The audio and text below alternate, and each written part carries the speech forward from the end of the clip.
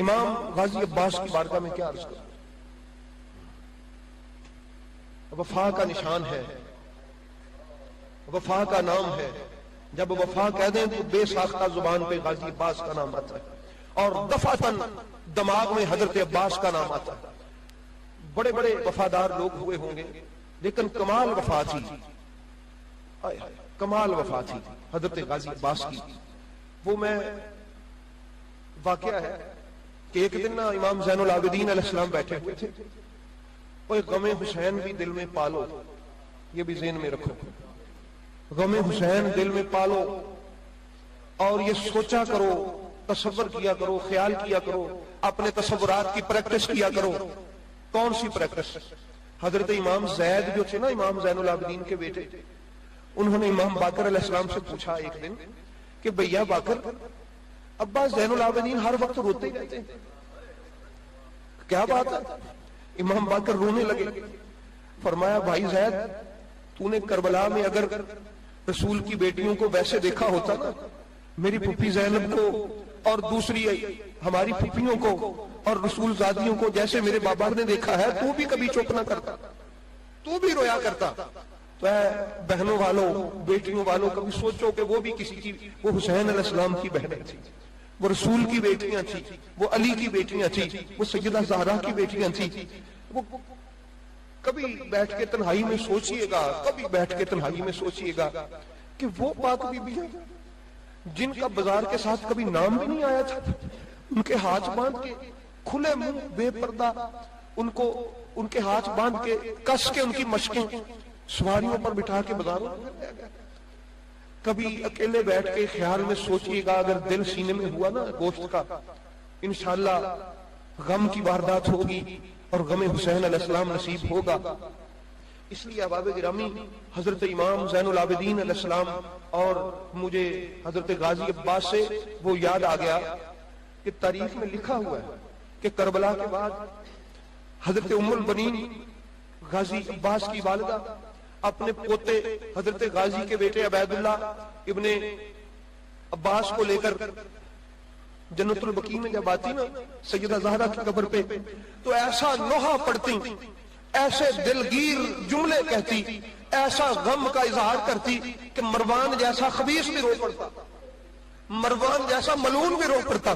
تو وہ اپنے گھر میں کہہ لیتی، یہ نوحہ کہہ لیتی، اپنے گھر میں اس تکلیف کا اظہار کر لیتی. جنت البقیع میں کیا لینے آتی تھی؟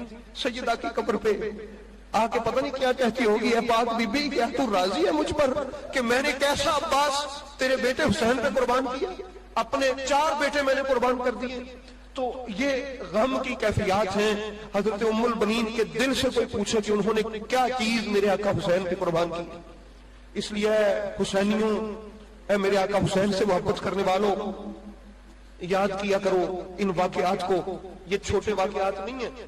امام زین العابدین علیہ السلام بیٹھے ہوئے تھے تو حضرت غازی عباس کا بیٹا سامنے سے گزرا. امام زین العابدین رونے لگ پڑے، رونے لگ پڑے، آنسو آ گئے. سنیے گا ذرا توجہ سے. امام زین العابدین بیٹھے، حضرت غازی عباس کا بیٹا گزرا عبید اللہ.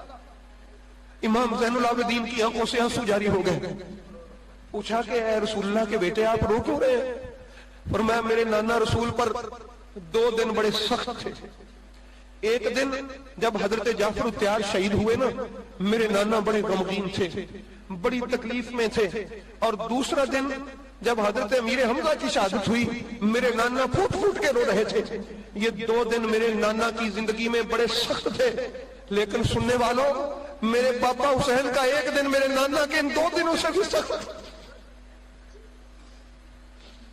ان 2 دنوں سے بھی سخت تھا. وہ 10 محرم کا دن تھا. اس کی سختی یہ تھی کہ میرے نانا کا کلمہ پڑھنے والے، میرے نانا کے امتی کہلوانے والے، اللہ کا قرب حاصل کرنے کی نیت سے، ثواب کی نیت سے میرے پاپا حسین کا گلا کاٹ رہے تھے. ستم یہ تھا کہ حسین کو قتل کر رہے تھے ثواب لینے کے لیے، اللہ کا قرب حاصل کرنے کے لیے، کہ جب ان کو دشمنوں نے نہیں کلمہ پڑھنے والوں نے گھیرا ہوا تھا.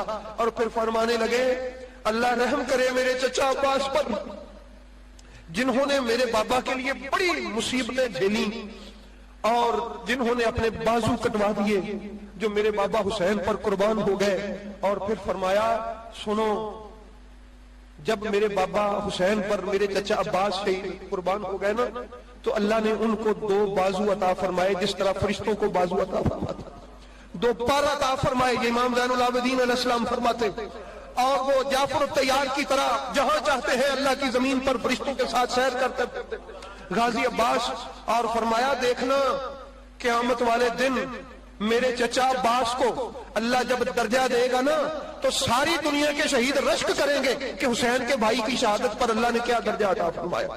اس لیے احباب گرامی یاد کیا کریں رسول اللہ کے بیٹوں کو، یاد کیا کریں اس رسول اللہ کے خاندان کو۔ یہ محرم کے ایام آل رسول کو یاد کرنے کے دن ہیں، یہ خوشیاں منانے کے دن نہیں ہیں۔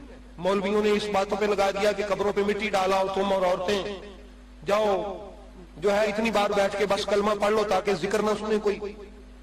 بہانے ہیں کہ آئیے جی 10 محرم کو اتنے 1000 بار ہم کلمہ پڑھیں گے امام حسین علیہ السلام کے لیے اور شہداء کربلا کے لیے، تاکہ لوگ منہ بن کے بیٹھے رہیں اور ان کو پتہ نہ کہیں چل جائے کہ یہ حسین علیہ السلام کے قتل کی واردات کیا ہے۔